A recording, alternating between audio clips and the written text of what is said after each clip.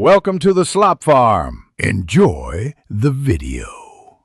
In this video, I will explain how to check oxygen in an oximeter.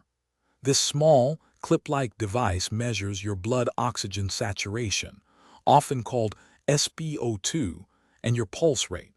It works by shining a light through your finger to estimate how much oxygen your red blood cells are carrying. It's a quick, painless way to monitor an important vital sign. For the most accurate reading, make sure your hand is warm and relaxed. Cold fingers can constrict blood vessels, leading to a falsely low result. Remove any nail polish or artificial nails from the finger you plan to use, as these can interfere with the light sensor. Rest quietly for at least 5 minutes beforehand, ensuring you are calm and still. To take a reading, simply turn on the device and clip it gently onto your index or middle finger. Make sure the finger is fully inserted and rests comfortably inside. Keep your hand still, perhaps resting it on a flat surface, and avoid moving the oximeter while it's working.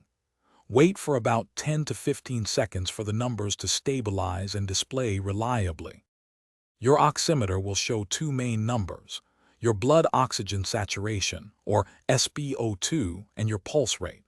A normal SpO2 reading for most healthy individuals is 95% or higher. Your pulse rate, measured in beats per minute, should generally fall between 60 and 100. Understand that readings can vary slightly, so note your consistent average. Thanks for watching. Consider subscribing if we helped you today.